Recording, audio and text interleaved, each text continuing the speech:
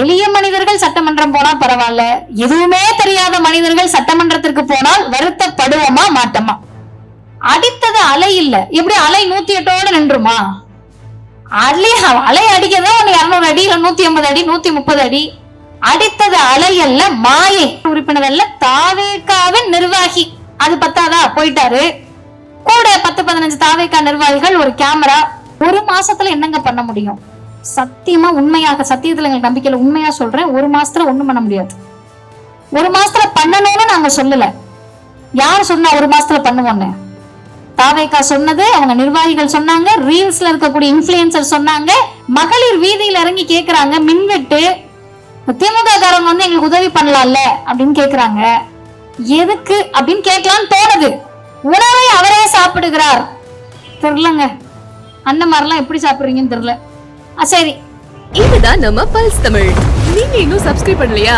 உடனே கீழே இருக்கிற சப்ஸ்கிரைப் பட்டனை கிளிக் பண்ணி எங்களோட இணைஞ்சிருங்க. மக்களை ஒருபோதும் நொந்து கொள்ள கூடாது. அவங்கள வேதனைப்படவோ துக்கப்படவோ தேவையில்லை. ஏன் அப்படின்னு கேட்டீங்கன்னா, அடித்தது அலை இல்ல, எப்படி அலை 108ஓடு நின்றுமா? அலை அடிக்கதான் 200 அடி இல்ல 150 அடி 130 அடி. அடித்தது அலை அல்ல, மாயை. மிகப்பெரிய ஒரு மாயை வலைக்குள் மக்கள் சிக்கி கொண்டார்கள்னா நம் பணி அவர்களை மீட்டெடுப்பது. அதுக்காக தான் கலைஞருடைய பிறந்த நாளை மீண்டும் மீண்டும் பேசணும். அதுக்கு முன்னாடி ஒரு செய்தியை சொல்லுவேன். இங்க வந்ததுல இருந்து நானும் பாத்துட்டு இருக்கேன், எத்தனை பேர் கவனிச்சீங்கன்னு எனக்கு தெரியல. பின்னாடி இப்படியே பேண்ட்ல அப்படி மிடுக்காக கையை வைத்து கொண்டு 2 பெண்கள் நின்றார்கள். இந்த பக்கமும் அந்த பக்கமும் போயிட்டு வந்தாங்க. எனக்கும் அவர்களுக்கும் வேறுபாடு இருக்கிறது, இங்க இருக்கக்கூடிய பெண்களுக்கும் அவங்களுக்கும் வேறுபாடு இருக்கு. என்ன வேறுபாடுன்னு கேட்டீங்கன்னா, ஆண்களை பார்த்தால்தான் இந்த சமூகம் பயப்படும் நினைச்சு ஆண்களை காவல்துறையில நியமிச்சாங்க. இப்ப ஒரு தலைவர் கேட்டாரு, ஆண் என்பதுக்கெல்லாம் அவரை பார்த்து பயப்படல, அவர் கையில இருக்க லத்திக்கும் காக்கி உடுப்புக்கு தான் ஏன் பயப்படுறாங்க?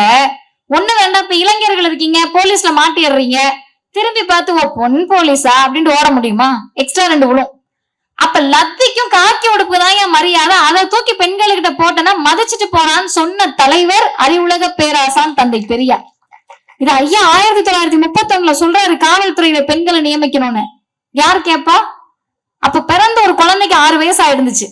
1924 பிறந்த குழந்தைக்கு 6 வயசு.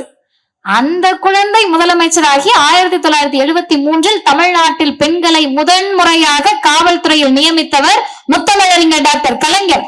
அருமை பெண் காவல்துறை அதிகாரிகளே, மிடுக்கோடு நிற்கக்கூடிய நேரத்தில் நீங்கள் வணங்குகிற கடவுளுக்கு நன்றி சொல்லுகிறீர்களோ இல்லையோ, தந்தை பெரியாருக்கும் கலைஞருக்கும் நன்றி சொல்ல வேண்டிய கடமை நமக்கு இருக்கு. ஏன் பெண்கள் கிட்ட இருந்து ஆரம்பிக்கிறேன்னா, அண்ணன் சொன்ன மாதிரி எல்லா பெண்களும் அந்த பக்கம் இல்ல, பகுத்தறிவான பெண்கள் இந்த பக்கம் தான் இருக்கும் என்பதற்காக சொல்றேன். இதெல்லாம் தாண்டி எனக்கு என்ன கொடுமைன்னு கேட்டீங்கன்னா, கலைஞரை பற்றி பேசக்கூடிய நேரத்தில் எதையோ பேச வேண்டிய நிர்பந்தம். கலைஞர் அமர்ந்த சட்டமன்றத்தில் இன்றைக்கு யார் யாரோ அமர்ந்திருக்கிறார்கள். கேட்டா எளிய மனிதர்கள் அரசவை வரக்கூடாதா, எளிய மனிதர்கள் சட்டமன்றத்துக்கு வரக்கூடாதா, இதான் உங்க கொள்கையான்னு கேக்குறாங்க. எளிய மனிதர்கள் சட்டமன்றத்திற்குள் வருவதை வரவேற்கிறோம், மகிழ்ச்சி அடைகிறோம், புலகாங்கிதம் அடைகிறோம். எங்க வருத்தம் என்னன்னா, எளிய மனிதர்கள் சட்டமன்றம் போனா பரவாயில்ல, எதுவுமே தெரியாத மனிதர்கள் சட்டமன்றத்திற்கு போனால் வருத்தப்படுவோமா மாட்டோமா? ஆட்டோ ஓட்டுற அண்ணன் சட்டமன்றத்துக்குள்ள போகணுமானா நிச்சயம் போனோம். சாதாரண மனிதர் போகணுமானா போகணும். எங்களை விட உங்ககிட்ட ஹிஸ்டரி இருக்கா? அரண்மனை வாசலில் குதிரை ஓட்டிட்டு இருந்தவரை அழைத்து வந்து சட்டமன்றத்திற்குள் அழைத்து சென்ற இயக்கம் திராவிட முன்னேற்ற கழகம். யாராவது மாற்ற முடியுமா? அது இல்லைங்க செய்தி. இவங்க என்ன பண்றாங்கன்னா, வார்த்தைகளில் விளையாடி நம்மை மக்களிடத்திலிருந்து தள்ளி நிப்போன்னு நினைக்கிறாங்க. ஆனா உங்களுக்கு ஒரு சம்பவம் சொல்லுகிறேன். அண்ணன் மாசு அவர்கள் மருத்துவமனைக்கு சென்று ஆய்வு நடத்துறப்ப அத்தனை சர்ச்சை. எப்படி வரலாம், எதுக்கு வரலாம், எங்களை எப்படி கேள்வி கேட்கலாம். இன்னைக்கு மருத்துவமனைக்கு ஒருத்தர் போயிருக்காரு, அமைச்சர் இல்ல, சட்டமன்ற உறுப்பினர் இல்ல, தாவேகாவின் நிர்வாகி. அது பத்தாதா, போயிட்டாரு. கூட 10-15 தாவேகா நிர்வாகிகள், ஒரு கேமரா. கேள்வி கேட்கிறாரு. கடைசி வரிசையில் இருக்கவங்க வரைக்கும் நல்லா கேட்டுக்காங்க. கேள்வி கேட்கிறாரு, இந்த பேஷண்ட்டுக்கு யார் ட்ரீட்மெண்ட் பார்த்தா ஒரு மருத்துவர் பேர் சொல்றாங்க. அந்த மருத்துவர் எங்க சார்? அவருக்கு இன்னைக்கு டியூட்டி இல்ல. ஒரே மருத்துவர் பாருங்க, மாறி மாறி பாத்தீங்கன்னா என்ன ஆகுறது? அரசு மருத்துவமனையில் 24 மணி நேரம் டியூட்டி பார்க்கிற மருத்துவருக்கு ஓய்வு வேணும், அடுத்த மறுநாள் வேற டியூட்டி பார்ப்பாங்கன்றது ஹாஸ்பிட்டல் போனாலே போதும். இதுக்கு என்ன கான்ஸ்டிடியூஷனை படிச்சுட்டா வரணும்? மருத்துவமனை பற்றி தெரிந்தாலே போதும். இதை ஒரு தாவேக அதிகாரி கேட்கிறார். ஃபயர் விடுறாங்க, பிளாஸ்ட்ன்றாங்க, கதறுன்றாங்க. நல்லா இருங்க, மகிழ்ச்சியோடு இருங்க, கொஞ்சோண்டு அரசியல் தெரிஞ்சுக்கிட்டு மகிழ்ச்சியா இருங்க. இந்த மனிதர் கலைஞர் கணினி ஏகமான் டாலியா ஏங்க இதெல்லாம் செய்றீங்கன்னு இன்னைக்கு காலையில அவர் கேட்டிருக்காங்க. இதே கேள்வியை 1 மாசத்துக்கு முன்னாடி போன்ல நான் அவர்கிட்ட எதுக்கு கேட்டேன்னா, வெற்றி வாய்ப்பை இழந்து விட்டோம், அவ்வளவு மன வருத்தம், தீகாக்காரவங்க பகுத்தறிவாளர்களுக்கு எல்லாம் தோல்வி அழுகையை தருமான்னு தெரிஞ்சதே எங்களுக்கு அப்பதான். போன் பண்ணி, அண்ணா இது அவர்கிட்ட வருத்தப்படாதீங்கன்னு சொல்லவும் முடியாது, அவர் தெம்பா பேசுறாரு. தயங்கி கூப்பிடுறேன், நாளைக்கு கூலிங் வாட்டர் வைக்கிறோமா, அந்த நிகழ்ச்சிக்கு தான் ஏற்பாடு பண்ணிக்கிட்டு இருக்கேன் அப்படின்னாரு. எனக்கு ஆச்சரியமாலாம் இல்லைங்க. அவர் ஹிஸ்டரி அதுக்கு காரணம் என்னன்னா, வெற்றி வாய்ப்பை இழந்த அடுத்த நாள் மாலை போய் கொளத்தூரில் மக்களை சந்தித்தவர் முத்துவேல் கருணாநிதி ஸ்டாலின். இவங்க மட்டும் இப்படி இல்ல, உட்கார்ந்து இருக்கீங்கல்ல, நீங்க வந்த உடனே பார்த்தா இறுக்கமா இருந்தீங்க, சோகத்துல இருக்கீங்க போல, இப்பெல்லாம் இருக்க கூடாதுன்னு நினைச்சா அவர் பேச பேச பதில் வந்துட்டு இருக்கு. கடைசி வரிசையில ரொம்ப அமைதியா தம்பிங்க கூட்டம் கேட்டுக்கிட்டே இருந்தாங்க. என்னை விட சின்ன வயசுல இருக்கவங்க எல்லாம் மீண்டும் ஆட்சி அமைப்போன்னு கை தட்டினீங்க, அதையும் நான் கவனிச்சேன். இப்ப நமக்கு ஏன் சோர்வு வரல அப்படின்னு கேட்டீங்கன்னா, நம்ம ஜெயிச்சதே கொஞ்சம் முறை தாங்க. திராவிட முன்னேற்ற கழகம் வரலாற்றில் வென்றது மிக சொற்பமான முறை, தோற்றது அதிகம். கலைஞர் இன்னும் சொல்ல போனால் 2 பேர் உள்ள போனப்ப ஆட்சி நடத்தினார். 184 பேர் ஜெயிச்சப்ப என்ன மகிழ்ச்சியோ 2 பேர் ஜெயிச்சப்ப அப்படிதான் இருந்தாங்க. இப்ப தளபதியோ அண்ணன் மாசுவோ கரைவேட்டியை கட்டிட்டு கருப்பு சிவப்பு கொடியோட கூட்டம் நடத்துறது பெருசு கிடையாது. திமுகவின் வட்ட செயலாளர் கூட அப்படிதான் செயல்படுவார். ஏன்னா அவங்க வரலாறு எப்படி. சரி, எதுக்கு செயல்படுறீங்கன்னு நாங்களும் கேட்க மாட்டோம். தாய் கழகமான திராவிடர் கழகம், எங்கள் தலைவர் 93 வயசுல பேசுறாரு, முன்பை விட அதிகமாக வேலை செய்ய வேண்டிய தேவை இருக்கிறது. எங்களை பார்த்தே கேக்குறாங்க. என்னோட நண்பர்கள் போன் பண்ணாங்கன்னா, கூட்டத்துல இருக்கேன்னா, தோத்துட்டீங்க கூட்டத்துல இருக்கீங்களான்றாங்க. ஜெயிச்சா கொஞ்சம் பேசுவோம், தோத்தா ரொம்ப பேசுவோம், 5 வருஷமா பேசிக்கிட்டே இருப்போம். ஏன் பேசுவோம்னா ஒரே ஒரு காரணத்துக்காக தான். சட்டமன்றத்தில் கலைஞர் அமர்ந்திருக்கிறார், எதிரில் எழுந்து கேட்கிறாங்க, இது 3ஆம் தர அரசுன்றாங்க.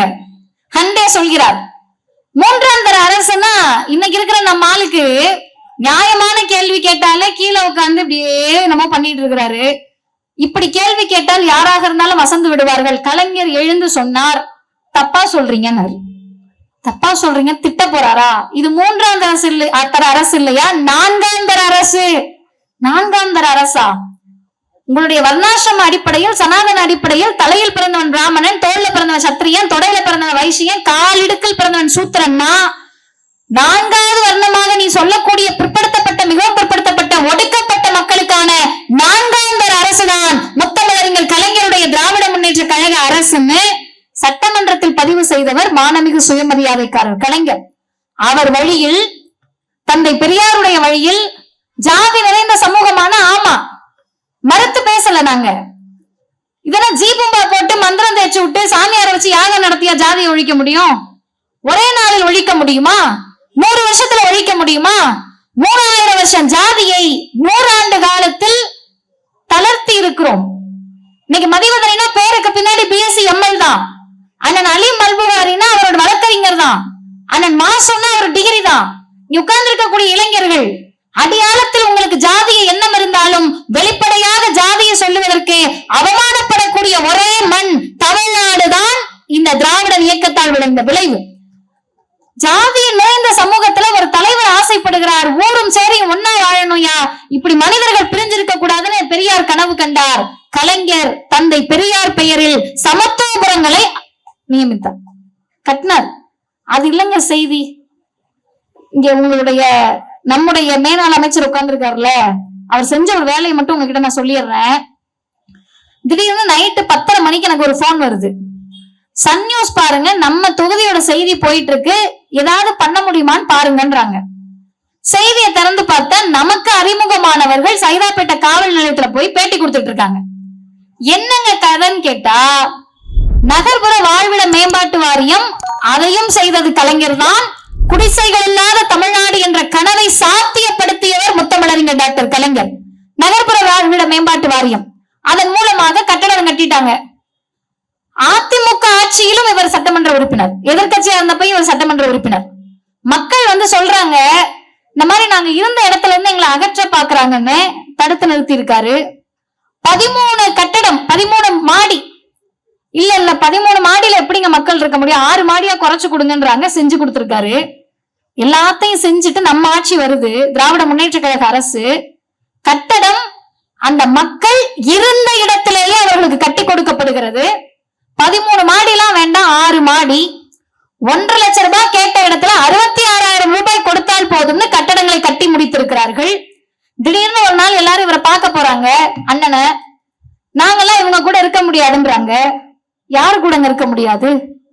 பட்டியலின சமூக மக்களோடு நாங்கள் இருக்க முடியாதுன்னு ஒரு குறிப்பிட்ட சமூகம் சொல்றாங்க. யாரை பார்த்து ஜாதி அரசியல், வாக்கரசியல்னு சொல்றீங்களோ அந்த திமுகவின் மேலாள் அமைச்சர் சட்டமன்ற உறுப்பினராக இருந்தப்ப சொன்ன பதில், இஷ்டம்னா கூட இரு, இல்லனா வீடு வேணான்னு கிளம்புன்னு சொன்னவர் திராவிட முன்னேற்ற கழகத்தினுடைய நிர்வாகி. அதான கணக்கு.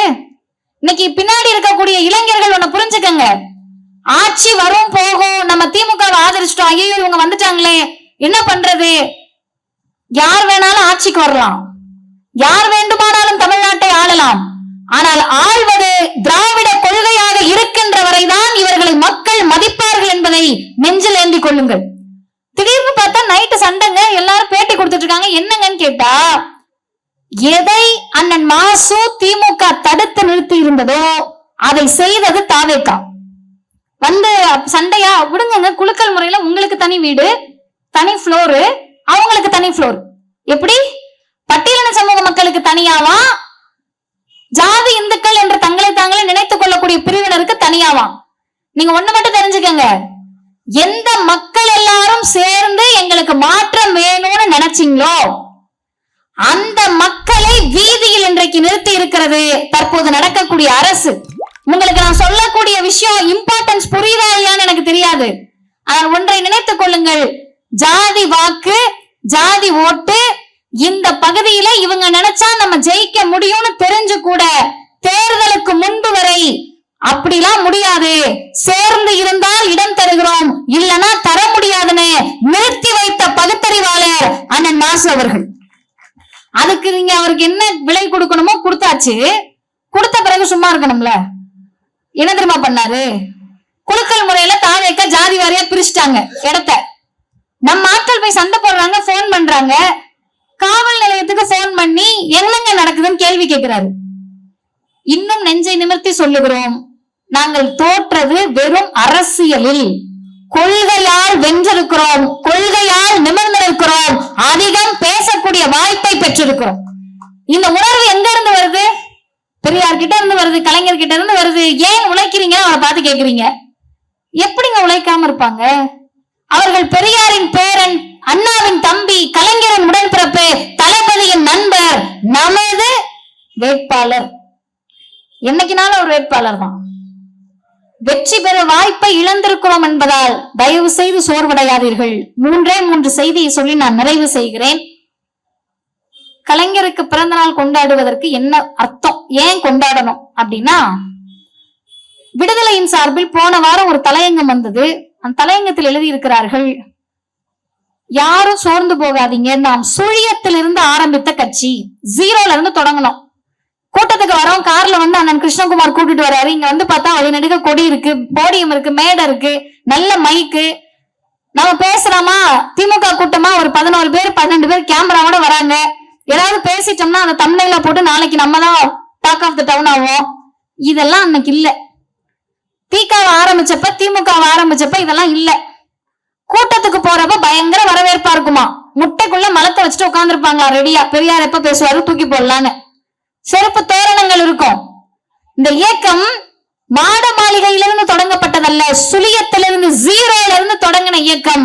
75 வருஷமா எப்படி நின்னோன்னு கேட்டா, தேர்தல் கணக்குக்காக மட்டும் ஆரம்பிக்கப்பட்ட இயக்கமாக இருந்தால் தேர்தல் தோல்வியின் போது அழிந்து போயிருக்கும்.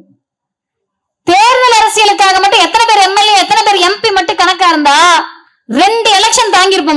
போனப்ப. ஏன் இந்த இயக்கம் நிற்கிறது என்று சொன்னால், பேரறிஞர் பெருந்தகை அண்ணா திமுகவை தொடங்கிய போது தம்பிங்களே வாங்க சட்டமன்றத்துக்கு போலான்னு கூப்பிடல, சிறைச்சாலைக்கு வாருங்கள் என்று அழைத்தார் பேரறிஞர் பெருந்தகை அண்ணா. கலைஞர் தோற்ற போதும் சரி வென்ற போதும் சரி என்ன தெரியுமா சொன்னாரு? நான் அடிச்சா நீங்க தாங்க மாட்டீங்க, என்னை யாரும் அடிக்க முடியாது, நான் அடிச்சா நீ திரும்ப எந்திக்க மாட்டேன்னாரு. இன்னைக்கு வரலாற்றில் நம்ம எதிர்க்கக்கூடிய கூட்டமாக பிஜேபியும் RSS நின்று கொண்டிருக்கிற போது இந்த பக்கம் திரும்பினா இன்னொரு கூட்டம், மரியாதைக்குரிய மாண்புமிகு முதலமைச்சர் ஜோசப் விஜய். அதுல மாற்று கருத்தே இல்லை, அவர் தாங்க வந்துட்டாருங்க. ஆனா எங்களுக்கு என்ன வருத்தம்னா, யாராவது கேள்வி கேட்பாங்கன்னு பார்த்தா ஒரு மாசத்துல என்னங்க பண்ண முடியும்? சத்தியமா உண்மையாக, சத்தியத்துல எங்களுக்கு நம்பிக்கையில உண்மையா சொல்றேன், ஒரு மாசத்துல ஒண்ணும் பண்ண முடியாது. ஒரு மாசத்துல பண்ணணும்னு நாங்க சொல்லல. யார் சொன்னா ஒரு மாசத்துல பண்ணுவோன்னு? தாவேகா சொன்னது, அவங்க நிர்வாகிகள் சொன்னாங்க, ரீல்ஸ்ல இருக்கக்கூடிய இன்ஃபுளுசர் சொன்னாங்க, ஒரு மாசத்துல பண்ண முடியாது. ஆமா ஒத்துக்கிறோம், இது எப்படி அந்த பக்கம் வச்சுக்கோங்க. அப்படி இந்த பக்கம் வாங்க, மகளிர் வீதியில இறங்கி கேக்குறாங்க மின்வெட்டு, திமுக காரங்க வந்து எங்களுக்கு உதவி பண்ணலாம்ல அப்படின்னு கேக்குறாங்க. எதுக்கு அப்படின்னு கேட்கலான்னு தோணுது, ஆனா கேட்க மாட்டோம். ஏங்க போய் தாவேகா எம்எல்ஏ கேட்கலன்னா, அந்த பெண்மணி ரொம்ப பரிதாபத்தோடு சொன்னாங்க, யாருன்னு தெரியலங்க அப்படின்னாங்க. பரிதாப உணர்ச்சி அதிகமாச்சு. அப்புறம் நான் என்னையவே நினைச்சுக்கிட்டேன், நான் சைதை சட்டமன்ற தொகுதி எம்எல்ஏ யாருன்னு எனக்கு தான் தெரியாது, அதனால நம்ம அவங்களுக்கு பரிதாபப்பட, அவங்க நமக்கு பரிதாபப்படன்னு பரிதாபப்பட்டு இருக்கப்ப, இன்னொரு அம்மா கோயம்புத்தூர்ல சொல்றாங்க, திரைப்படத்துல கட்டி தொங்க விட்ட மாதிரி தொங்க விடுனேன் அப்படின்றாங்க. தமிழ்நாட்டை பாதித்திருக்கக்கூடிய உளவியல் நோய் இது. நான் உளவியல் படிச்சுக்கிட்டு இருக்கேன்ற முறையில சொல்றேன், தயவு செஞ்சு உங்க வீட்டுல இருக்க பிள்ளைகள்கிட்ட போய் சொல்லுங்க, மிகப்பெரிய இலூஷன்ல இருக்காங்க. அண்ணன் மாறு வேஷத்துல போறாருன்றத நம்பக்கூடியவர்கள் இருக்கிறார்களே என்று வைத்தறிச்சல் இல்ல பரிதாபத்தோடு இருக்கும். இப்ப நம்ம பேசிக்கிட்டு இருக்க கூட அண்ணன் மாறு வேஷத்துல நின்று கேட்கலாம், நமக்கு தெரியாது, எங்கேயாவது கூட நின்று கேட்டுக்கிட்டு இருக்கலாம் என்ன பேசுறோம்னு அளவுக்கு. பெரம்பூர்ல மாறு வேஷத்துல நவுன்ஸ் வராராம். அம்மா ஒண்ணு மட்டும் தெரிஞ்சுக்கங்கம்மா, சாமி நம்பிக்கையோட இருப்பீங்க, இந்த அழகு குத்துறது, முட்டை மந்திரிச்சு விடுறது, இதெல்லாம் மூட நம்பிக்கைன்னு உங்களுக்கே தெரியும், ஆனாலும் கூட செய்வீங்க, உங்க நம்பிக்கை, அதுல நான் தலையிடல. இதெல்லாம் மட்டும் மூட நம்பிக்கை இல்ல, ஒருவர் மாறுவேடத்தை சுற்றி கொண்டு நம்மை காப்பாற்றி கொண்டிருக்கிறாரு நினைக்கிறது தான் அதை விட மிகப்பெரிய மூட நம்பிக்கை. வானத்திலிருந்து குதித்து நம்மை காப்பாற்றுவாரு நம்புறது அதை விட பெரிய மூட நம்பிக்கை. இப்ப நாங்க என்ன கேட்கிறோம்னா, நானும் அண்ணன் அலீம் அல்புகாரியோ ஒரு முடிவுக்கு வாங்க. ஒண்ணு உங்க அண்ணன் சாதாரண ஆளுன்னு ஒத்துக்கங்க, இல்லையா உங்க அண்ணன் சூப்பர்மேனு ஒத்துக்கங்க. எங்க அண்ணன் சூப்பர்மேனு அடிப்பாரு உதப்பாரு, இந்த பக்கம் பார்த்தா ஒரு மாசம் தானங்க ஆகுது, எது உண்மை அதை மட்டும் நீங்க சொல்லுங்க. எது உண்மை? ஒரு மாதத்தில் ஒன்றும் பண்ண முடியாதுன்றது உண்மையா, இல்ல ஒரே நாளில் எல்லாவற்றையும் செய்வார் என்று மக்களை ஏமாற்றியது உண்மையா? நான் சொல்லுகிறேன், ஏமாற்றியதும் உண்மை, ஏமாற போவதும் உண்மை. திமுக உங்களுக்காக வந்து நிற்க போவது அதை விட பெரிய உண்மை. போக மாட்டீங்களா? அரங்கநாதன் சப்வே நாங்க அப்பதான் சைதாப்பேட்டைக்கு வரோம், எங்க எதிர்த்த வீட்டுல இருக்க அக்கா வந்து சொல்றாங்க, ஒரு நாள் கூட இங்க தண்ணி நிக்காம இருந்தது இல்லைங்க மழைக்கு, இந்த முறைதான் மழைக்கு தண்ணி நிக்கலன்னு. திரும்ப தண்ணி நின்னுச்சுன்னா கவலைப்படாதீங்க, அண்ணனுங்க எல்லாம் வந்துருவாங்க, அவங்களால இருக்க முடியாது, தண்ணி நிக்காது, அதுதான் சரி, தண்ணி நிக்காது. இறுதியாக ரெண்டே செய்தி, யாரை விமர்சிப்பதற்காகவும் இந்த கூட்டம் இல்லை. இந்த கூட்டத்துடைய ஒரே ஒரு நோக்கம் என்னன்னா, அடுத்த 5 ஆண்டுகளில், இந்த 5 வருஷத்துல முத்துவேல் கருணாநிதி ஸ்டாலின் என்ற முதலமைச்சர் கடந்த 5 ஆண்டு செய்ததை டச் பண்ணாம டிஸ்டர்ப் பண்ணாம இருந்தாலே 5 வருஷத்தை ஓட்டிடலாம். அதுல நீங்க பேர் வாங்கிக்கலாம், அதுக்கும் நான் அவர் ஒண்ணும் சொல்ல மாட்டாரு, அவர் எதுக்குமே ஒண்ணும் சொல்ல மாட்டாரு, அதனால நீங்க கவலைப்படாம ஆட்சி நடத்திக்கலாம். ஆனா ஒண்ணே ஒண்ணு, 5 வருஷம் இவங்க முடிகிறப்ப மீண்டும் தமிழ்நாடு 0ல இருந்துதான் தொடங்கும். அப்படி தொடங்குதுன்ற வேதனை அதிகமாக இருப்பதால் தான் வீதி வீதியாக திரும்ப திரும்ப திரும்ப திரும்ப பேசிக்கிட்டு இருக்கோம். முத்துவேல் கருணாநிதி ஸ்டாலின் என்ற முதலமைச்சருடைய ஆட்சி எப்படிப்பட்ட ஆட்சின்னு கேட்டப்ப, சார் 75 இயர்ஸ்ல என்ன செஞ்சிருக்காங்க? ஒண்ணுமே செய்யலங்க, நாங்க மாற்றத்துக்காக தான் நாங்க ஓட்டு போட்டிருக்கோம். அப்படியா, சரிங்க, என்னங்க மாற்றம் வேணும்? எல்லாத்துலயும் மாற்றம் வேணும், எல்லாத்துலயும் மாற்றம் வேணும். எப்படி? பாலியல் வன்கொடுமையை அவன் எப்படி செய்யலாம்? தாவேகாரங்க நாங்களே செஞ்சுப்போம், அதான் மாற்றம். சட்ட ஒழுங்கு எப்படி பிஜேபி கார சீர்குலைக்கலாம்? நாங்களே சீர்குலைச்சுப்போம், அதான் மாற்றம். முன்னாடி எல்லாம் யாராவது தப்பு பண்ணிட்டாங்க, குற்றம் நடந்துருச்சுன்னா நாங்க சொல்லுவோம் பிஜேபியான்னு விசாரிங்கன்னு. இப்பொழுது குற்றம் நடந்தால் தாவேக்காவான்னு விசாரிங்கன்னு சொல்லக்கூடிய நிலைமைக்கு தமிழ்நாட்டை தள்ளி இருக்கிறார்கள். அத பத்தி அவங்களுக்கு கவலை கிடையாது. நல்லா பாருங்க, பேரலல் யூனிவர்ஸ்ல வாழ்ந்துகிட்டு இருக்காங்க அவங்க எல்லாம். சிங்கப்பெண் படையை பார்த்த உடனேயே அவங்க நமக்காக வந்திருக்காங்கன்னு நினைக்கிறாங்க. அந்த சிங்கப்பெண் படையில ஒரு அம்மா போய் சொல்றாங்க, பெண்கள் நம்ம கிட்டயும் கொஞ்சம் ஃபால்ட் இருக்கு, நம்ம அதையும் சரி பண்ணிக்கணும். அதெல்லாம் யாருன்னா அந்த துப்பட்டா போடுங்க தோழி வகைரா, நீங்களும் பாத்துக்கணும், ஊசி இடம் கொடுக்காம நூல் எப்படி நுழையுன்ற மாதிரி அறிவுரை சொல்லிட்டு இருக்காங்க. 6 வயது 7 வயது ஆசிஃபா என்ற அந்த குழந்தை கோவிலுக்குள்ள வைத்து பாலியல் வன்கொடுமை செய்யப்பட்ட போது குழந்தைக்கு எதிராக கொடி தூக்கிய கூட்டம் பிஜேபி கூட்டம். அதுக்கு சற்றும் குறைவில்லாமல் தாவேக நிர்வாகியால் பாலியல் வன்கொடுமை நடக்கிறப்ப எங்காலும் அதை பண்ணிருக்க மாட்டாங்கன்னு நம்ப வைக்கிறீங்கல்ல, உங்களுக்கும் அவர்களுக்கும் என்ன வித்தியாசம்? இன்னும் ஒருபடி மேலே போய் சொல்லுகிறேன், இஸ்லாமிய சொந்தங்கள் இருக்கிறீர்கள், இஸ்லாமிய உறவுகள் இருக்கிறீர்கள், ஏன் சிறுபான்மையினர் பக்கம் எப்பவும் நாங்க நிக்கிறோம் அப்படின்ற ஒரு கேள்விக்கு ஒரே ஒரு பதில் தான், இந்தியாவினுடைய சுதந்திர போராட்டத்துல ஒரு ஒரு மதம் அல்லது ஒரு சமூகம் எங்களுடைய பங்களிப்பு அதிகமா இருக்கு, நாங்கள் இதற்கு காரணம்னு சொந்தம் கொண்டாட முடியும்னா அதில் இஸ்லாமியர்களை நீங்கள் முதல் வரிசையில் நிறுத்தலாம். கர்ப்பிணி தாய்மார்கள் போய் நின்னாங்க, எங்களுக்கு சுதந்திரம் வேணும்னு. அந்த அம்மாட்ட கேக்குறாங்க, ஏமா இப்படி நிறைமாத கர்ப்பிணியா வரேன்னு. அந்த அம்மா சொன்ன பதில், பிறக்கின்ற என் குழந்தை இந்தியாவை விடுதலையோடு பார்க்கட்டும்னு சொன்னாங்க. அந்த மக்களை 2ஆம் தர குடிமக்களாக மாற்ற நினைத்த பிஜேபி எதிர்த்து சண்டையிட்ட பேர் இயக்கத்திற்கு பெயர் திராவிடர் இயக்கம், திராவிட முன்னேற்ற கழகம். ஆனா இன்னைக்கு நிறைய அரசியல் சூழல் மாற்றத்துல டெல்லிக்கு செல்கிறார் மாண்புமிகு ஜோசப் விஜய். அங்க போய் பேசியிருக்காருங்க. நான் சொல்றதுக்கு முன்னாடி உங்க எல்லாத்தையும் ஒண்ணு கேட்டுக்கிறேன், கவனிச்சிட்டு இருக்கீங்கன்றதுனால. திமுக கூட்டம்னாலே அது அரசியல் வகுப்பு தான். நான் சொல்றதுக்கு முன்னாடி அது என்ன செய்தின்னு தெரிஞ்சவங்க தான் வந்து உட்கார்ந்துருப்பீங்க. நம்ம இப்ப யாருக்கு பேசுவோம் தெரியுமா? நம்ம வீட்டுல இருக்க பிள்ளைங்க கிட்ட பேசணும். நம்ம கருப்பு சிவப்பு புள்ள விசில் அடிச்சிட்டு இருக்குன்னு வச்சுக்கோங்க, தமிழ்நாட்டுக்கு சேர்த்து சங்கூதிர வேண்டிதான். இதனால நம்ம பிள்ளைங்க கிட்ட அரசியல் பேசிதான் ஆகணும். என்ன அரசியலை பேசுவதுன்னு கேட்டா, அவங்க பாக்குற செய்தியில வருது, முதல் முறையாக பஸ் பாஸ் முதல் முறையாக கொடுத்தது முத்தமிழறிஞர் டாக்டர் கலைஞர். சரி தொலைஞ்சு போ, காடு போட்ட. முதல் முறையாக தாவே காட்சியில் பஸ் பாஸ். முதல் முறையாக சட்டமன்றத்திற்கு முதலமைச்சர் வருகிறார்.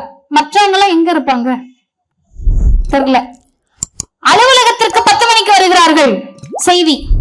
மத்த அலுவலர்கள் எனக்கு தெரிஞ்சு 1 மணிக்கு போயிட்டு 4 மணிக்கு வந்துருவாங்க போல. சரி போ. உணவை அவரே சாப்பிடுகிறார். தெரியலங்க, அந்த மாதிரிலாம் எப்படி சாப்பிடுறீங்கன்னு தெரியல. சரி, முதல் முறையாக பெண்கள் இந்த இடத்திற்கு வருகிறார்கள் அப்படின்னு கார்டு போட்டுக்கிட்டே இருந்தாங்க. நமக்கா பேசவும் கூடாது, ஏன்னா அவங்களுக்கு இது ப்ரொபேஷன் பீரியட்ல 3 மாசம் 6 மாசம் பேசக்கூடாதா, சரின்னு விட்டாச்சு. ஆனா நான் சொல்லுகிறேன், முதல் முறையான 1000 பொய்யை பேசிய மாண்புமிகு விஜய் அவர்கள், ஜோசப் விஜய் அவர்கள் முதல் முறையாக உண்மையை பேசியிருக்கிறார். இதை வேணா நீங்க சன் டிவில படம் போடுற மாதிரி போட்டுக்கலாம். இந்திய தொலைக்காட்சி வரலாற்றுன்ற மாதிரி தாவேகா வரலாற்றில் முதல் முறையாக மாண்புமிகு ஜோசப் விஜய் பேசிய உண்மை, இந்தியாவின் 2வது பெரிய பொருளாதாரமாக திகழும் தமிழ்நாடு, பெண்களின் கல்வி, சுகாதாரம், பாதுகாப்பு மற்றும் பொருளாதார முன்னேற்றத்தில் தமிழ்நாடு குறிப்பிடத்தக்க முன்னேற்றத்தை எட்டியுள்ளது. அடுத்துதான் விஷயம், மகளிர் சுய உதவி குழுக்களானது சமூக வளர்ச்சி மற்றும் சமூக பொருளாதார மாற்றத்திற்கான வலிமையான கருவிகளாக திகழ்கின்றன. இந்தியாவில் உள்ள தொழிற்சாலைகளில் பணி செய்யும் பெண்களில் 42% பெண்கள் தமிழ்நாட்டில் தான் உள்ளனர் என்று முதல் முறையாக திராவிட மாடல் தான் தமிழ்நாட்டில் சிறந்த மாடல் என்ற உண்மையை டெல்லிக்கு சென்று மாண்புமிகு முதல்வர் ஜோசப் விஜய் பேசியிருக்காரு. இதை நான் வாசிக்கிறப்ப கலைஞரின் பிறந்த நாளை கொண்டாடி கொண்டிருக்கிறோம். மகளிர் சுய உதவி குழுக்களை கொண்டு வந்து சேர்த்த தலைவர் முத்தமிழறிஞர் டாக்டர் கலைஞர். பெண்கள் 42% பேர் வேலைக்கு போறாங்கன்னு பெருமை பேசுறோம்ல. எங்க அக்கா மாதிரிலாம் உட்கார்ந்து இருக்காங்க, பேசக்கூடியவர்கள் எல்லோரும் ஆண்கள். அவங்களுக்கு என்னை பார்த்த உடனே பெரிய சந்தோஷமா இருக்கும், நம்மளே பேசுற மாதிரி இருக்கும். காரணம் என்னன்னா, எங்களுக்கு மேடை புதுசு. என் பாட்டிக்கு கிடைக்காத மேடை, எங்க அம்மாக்கு கிடைக்காத மேடை எங்களுக்கு ஏன் கிடைக்குதுன்னு கேட்டா, நன்றி உணர்ச்சியோடு சொல்லுகிறோம், திராவிடர் இயக்கம் தலைவர் தந்தை பெரியார், முத்தமிழறிஞர் டாக்டர் கலைஞர் அவர்கள் கொடுத்த மேடை இது. ஏன் கலைஞரை சொல்லுகிறோம்னா, அண்ணன்லாம் இருப்பாங்க, கூட பிறந்த அண்ணன் அப்பா அம்மா எல்லாம் இருப்பாங்க. எனக்கு சொந்த கூட பிறந்த அண்ணன் இல்ல, உடன் பிறந்த அண்ணன்கள் இருக்காங்க. நான் நினைச்சுக்குவேன், உடன் பிறந்த அண்ணன் அவ்வளவு அன்பை காட்டுவாங்க, நமக்கு பாசமலர் சிவாஜியை மிஞ்சுவாங்க. இன்னைக்கு யங்ஸ்டர்ஸுக்கு புரியணும்னா சிவகார்த்திகேயன் அவர்களை மிஞ்சுவாங்க. எப்ப வரைக்கும்? அப்பா சொத்துல எனக்கும் உரிமை இருக்குன்னு கேட்கிற வரைக்கும் தான் அண்ணன். உரிமை இருக்குன்னு சொல்லிட்டீங்கன்னா கோர்ட்டுக்கு வந்துருவாரு. நேற்றைக்கு வரைக்கும் பாசமலராக இருந்த அண்ணன் அடுத்த நாள் நீதிமன்றத்துக்கு வந்துருவாரு. ஏன்? பெண்கள் எப்படி சொத்து வச்சிருக்கிறது, பெண்கள் எப்படி பங்காளி ஆகிறதுன்னு கேட்ட ஊர்ல முதல் முறையாக, நீ என்ன சொல்றது முதல் முறை, நான் சொல்றேன் கேளுங்க, முதல் முறையாக தகப்பன் சொத்தில் பெண்களுக்கு சரிசமமான சொத்துரிமையை தந்த தலைவர் முத்தமிழறிஞர் டாக்டர் கலைஞர். இந்த விதையெல்லாம் போட்டு அண்ணனுங்க ஏன் கைத்தட்ட மாட்டாங்கன்னு தெரியுதா? அவங்க தங்கச்சி இருக்காங்கல்ல, சரிதான். இப்ப என்ன கதைன்னு கேட்டீங்கன்னா, பெண்களுக்கு உரிமை கொடுத்தா எல்லா ஆண்களுக்கும் தான் கோபம் வரும். திமுக ஆண்கள், திக ஆண்கள், அதிமுக ஆண்கள்லாம் கணக்கு இல்ல. பெண்ணுரிமையை பேசினா எல்லா ஆண்களுக்கும் கோபம் வரும். ஆனால் பெண்களால் சிந்திக்க முடியாதது எல்லாம் பெண்களுக்காக சிந்தித்த இயக்கம் இந்த திராவிடர் இயக்கம், தலைவர் தந்தை பெரியார், முத்தமிழறிஞர் டாக்டர் கலைஞர். அதன் விளைவு, ஏமா வீட்டுக்குள்ள இருக்க படிக்கவா? இல்லங்க, எங்களை கல்யாணம் பண்ணிக்க வைக்க போறாங்க. கல்யாணம் பண்ணி வைக்க போறாங்களா? நான் காசு தரேன். ஓ, கல்யாணம் பண்ண காசு தருவீங்களா? இல்ல, 8வது வரைக்கும் படிச்சுட்டு கல்யாணம் பண்ணாதான் காசு தருவீங்க. திருமண உதவித்தொகையை கலைஞர் தந்தார். பெண்கள் வெளியே வந்தாங்க, பள்ளிக்கூடத்துக்கு வா, வேலை வாய்ப்புக்கு வான்னு கூப்பிட்டாங்க. ஒருத்தர் முதலமைச்சர் ஆகிறார். ஏமா படிக்க மாட்டேன்றீங்க? இல்லங்க, காசு இல்ல. படிக்க காசு இருக்கா? காலேஜ் போயிட்டு வர காசு இல்ல. உனக்கு ஏமா காலேஜ் போயிட்டு வர காசு? இந்த விடியல் பயணத்துல ஏறி போங்க, மாசம் மாசம் 1000 ரூபாய் புதுமை பெண் வாங்கிக்கங்க. நாங்க என்ன சார் பண்ணணும்? படிச்சா மட்டும் போதும். இந்த முதல்வர் பேசினார், நீ படிச்சா மட்டும் போதும், நான் இருக்கேன். சரியா? இந்த ஆண்கள் பரிதாபம் இல்லையான்னு நீங்க என்ன பார்த்து கேட்கறதுக்கு தெரியுது. 1000 ரூபாய் தமிழ் புதல்வன். இன்னொன்னு சொல்றேன், காலையில ஸ்கூல் எஜுகேஷன் டிபார்ட்மெண்ட், பள்ளி கல்வித்துறையில இருக்க ஒரு சகோதரரை பார்த்தேன். இன்னைக்கு காலையில சகோதரர் ஒரே வார்த்தை சொன்னாரு, புதுசா அவங்க எதுவுமே பண்ண வேண்டாமா, 5 வருஷம் தளபதி செஞ்சதை அப்படியே வச்சிருந்தாங்கன்னா போதும்னாரு. அப்ப அத்தை என்னக்கா, அடுத்த 5 ஆண்டுகளுக்கும் சேர்த்து உழைத்து சென்றிருக்கிறார் தளபதி முத்துவேல் கருணாநிதி ஸ்டாலின். நான் முதல்வன் உலக வரலாற்றுல இல்லைங்க, இந்தியாவில போய் பிஜேபி கிட்ட நீங்க அப்படி ஒரு ஸ்கீம் புரிய வைக்க கூட முடியாது. எல்லாம் செய்து முடித்து ஓய்வெடுங்கள்னு தமிழ்நாட்டு மக்கள் சொல்றாங்கன்னா, தோற்றது திமுகவோ தளபதியோ இல்ல, தோற்றது தமிழ்நாட்டின் வளர்ச்சி. தோற்றது தமிழ்நாட்டின் வளர்ச்சி. நான் சொல்லல, முதல்வர் சொல்றாரு டெல்லியில போய், இந்தியாவிலேயே 2வது பொருளாதாரங்க. எப்படிங்க வந்துச்சு? 1 மாசத்துல வந்துருமா? எங்க யாரை நடத்தி வருமா? இன்னைக்கு போயிருக்கீங்களே கோவில் கோவிலா, தெரு தெருவா, அங்க வருமா? எப்படி வரும்? உலக நாடுகள் எல்லாம் பயணித்து எல்லாத்தையும் கொண்டு வந்து செட்டில் பண்ணி வச்சுட்டு போனா, நோகாம வந்து உட்கார்ந்து முதல் முறை முதல் முறை முதல் முறைன்னு லேபிள் ஓட்டுறீங்க. ஒண்ணு தெரிஞ்சுக்கங்க, தமிழ்நாட்டு மக்கள் அறிவாளிகள். அப்புறம் ஏன் நம்மள இப்படி பண்ணாங்கன்னு நீங்க கேட்க கூடாது. அவங்க இன்னைக்கு இருக்கிறது பயங்கரமான என்டர்டைன்மெண்ட் மோட்ல இருக்காங்க. இவ்வளவு நேரம் நான் பேசிக்கிட்டு இருக்கேன்ல, இப்ப நான் பேசாம 2 பாட்டுக்கு டான்ஸ் ஆடினா போதுன்ற மனநிலையில இருக்காங்க இளைஞர்கள். இளைஞர்கள் மட்டுமல்ல, வயதான பாட்டிகள் எல்லாருமே. ஒரு பாட்டி சொல்றாங்க, இந்த சரத்குமார் பொண்ணு ஒரு படத்துல நடிச்சிருக்கும்லப்பான்னு கேக்குறாங்க பேட்டியில. ஆமாங்கம்மா, சர்க்கார். அதுல பாத்தியாப்பா அண்ணன் எவ்வளவு செஞ்சாருன்னாங்க. எனக்கு உண்மையா என்ன வருத்தமா இருந்துச்சுன்னா, படி படி படி படின்னு சொன்னமே, ஒரு முறையாவது பகுத்தறிவோடு இரு இரு இருன்னு சொல்லாம விட்டுட்டோமோன்ற வருத்தம் இருக்கிறது. இது எங்களுக்கு கிடைத்திருக்கக்கூடிய வாய்ப்பு. தாய் கழகத்தோடு இணைந்து திராவிட முன்னேற்ற கழகம் கொள்கையை கொண்டு போய் சேர்க்க வேண்டும். பூனைய பார்த்து நம்ம பால் குடிக்க தேவையில்லை. 1 மணி நேரம் அண்ணன் பேசுறாரா, உட்கார்ந்து கேளுங்க, பிரச்சனை கிடையாது. நான் சொல்லுவது அடுத்த இளைஞர்களுக்கு, ரீல்ஸ் நல்லா இருக்கும்பா, 1 நிமிஷம் வரலாறு இல்லைன்னா ரீல்ஸ் தான் இருக்கும். எங்கிட்ட ஹிஸ்டரியே இல்ல, 1 நிமிஷத்துல பேசலாம். கலைஞரை பத்தி நான் 1 நிமிஷத்துல பேச முடியுமா? தளபதி செய்த சாதனை நான் 1 நிமிஷத்துல பேச முடியுமா? பெரியாரை பத்தி 1 நிமிஷத்துல பேச முடியுமா? அவர் ஹீரோ, நம்மிடத்தில் இருப்பவர்கள் தலைவர்கள். ஹீரோ வெர்சஸ் லீடர் என்ற சண்டை தான் இப்போது தமிழ்நாட்டின் சண்டை. உங்ககிட்ட இருப்பவர் திரைப்பட நடிகர், இன்னும் முதல்வராக நடித்துக் கொண்டிருக்கிறார். எங்களிடத்தில் இருப்பவர்கள் தலைவர்கள். அந்த தலைவர்கள் கொள்கையைத்தான் பேசுவார்கள். நீங்க இன்னைக்கு என்னன்னா, ஜென்சி மொழியில பேசணும்னா அசிங்கமா பேசுறது ஜென்சி மொழினா, எங்களுக்கு அந்த மொழி தேவையில்லை. ஜென்சி மொழின்னு நீங்க எல்லா இளைஞர்களையும் எப்படி சேர்த்துக்குவீங்க? இன்னும் சொல்றனே, ஹிந்தி எதிர்ப்பு போராட்டம் என்ற அன்றைக்கு வந்தவர்கள் இளைஞர்கள் தான். இன்னைக்கு நீட்டை எதற்கான நம்ம கூட வந்து நிற்கிறது இளைஞர்கள் தான். எனவே இளைஞர்கள் எல்லோரும் அங்கே இருக்கிறார்கள் என்று நாம் சோர்வடைய தேவையில்லை. இளைஞர்கள் பகுத்தறிவோடு இந்த பக்கம் நிற்கிறார்கள். நிற்கின்ற இளைஞர்களை கொள்கை வயப்படுத்துவோம். தேர்தலில் வெற்றி வரும் போகும். கலைஞரே சொல்லிட்டாரு, ஆட்சி வரும் போகும். ஐயா அண்ணா வகுத்த கொள்கை ஒருபோதும் போகாது, நிலைத்து நிற்கும். அதுதான் நம் மூச்சு காற்று. அந்த கொள்கையை, அந்த தத்துவத்தை சுவாசிப்போம். நம்ம யாரும் தளபதி அவர்களுக்கு ஆறுதல் சொல்ல வேண்டாம். ஏன் தெரியுமா? அவர் நமக்கு ஆறுதல் சொல்றாரு, போய் வேகமா வேலையை பாருங்க என்றாரு. எங்க விட்டோன்னு பாருங்கன்றதை தாண்டி விட்ட இடத்தில் மீண்டும் எப்படி எழுவது என்பதை சிந்தியுங்கள் என்று சொல்லக்கூடிய தலைவரை இந்த தமிழ்நாடு பெற்றிருக்கிறது. யார் மீதும் காழ்ப்புணர்ச்சி இல்ல. ஒருத்தர் திட்டுன்னு திட்டுறாரு, ஏங்க பேச மாட்டீங்கன்னு கேட்டா சரியாக சொல்லுகிறார். அவருக்கு வருவதை அவர் செய்கிறார். அவருக்கு அதாங்க வரும்.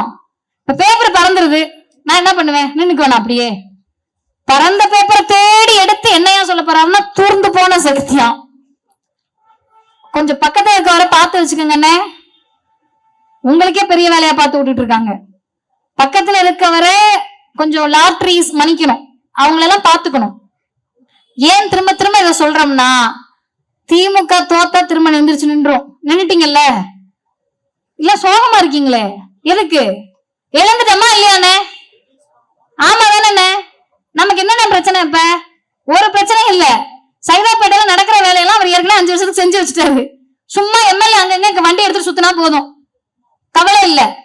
நமக்கு கண் முன்னால் இருக்கக்கூடிய ஒரே ஒரு வேலை, இந்த சினிமா மாயை தமிழ்நாட்டுல இந்த ப்ராடக்ட வித்துட்ட நம்பிக்கையில பிஜேபி இன்னொரு ப்ராடக்ட விக்க வந்திருக்கு. ஐபிஎஸ் ப்ராடக்ட விக்க வந்திருக்கு. எப்படி நம்பிக்கையோட வராங்கன்னு கேட்டா, இந்த ப்ராடக்டே வித்துட்டோம், இதை விற்க முடியாதா? இந்த ப்ராடக்ட் ஒண்ணுமே பேசாது, அந்த ப்ராடக்ட் பேசிக்கிட்டே இருக்கும். இந்த ப்ராடக்ட் செய்தியாளர்களே சந்திக்காது, அந்த ப்ராடக்ட் போறவங்க எல்லாம் கூப்பிட்டு செய்தி கேளுணும். இவரையே வித்துட்டோம்னா அவரை விற்க முடியாதான்னு நினைக்கிறப்ப ஒன்றை புரிந்து கொள்ளுங்கள், எல்லா நேரத்திலும் ஏமாற மாட்டோம், எழுந்து நிற்போம். பிஜேபி என்ற சக்தி எந்த வடிவத்தில் இருந்தாலும் வீழ்த்துவோம். உங்கள் ப்ராடக்ட்டுக்கு எக்ஸ்பைரி டேட் இருக்குன்றத மறந்துடாதீங்க. இதுதான் நம்ம பல்ஸ் தமிழ். நீங்க இன்னும் சப்ஸ்கிரைப் பண்ணலையா? உடனே கீழே இருக்கிற சப்ஸ்கிரைப் பட்டனை கிளிக் பண்ணி எங்களோட இணைஞ்சிருங்க.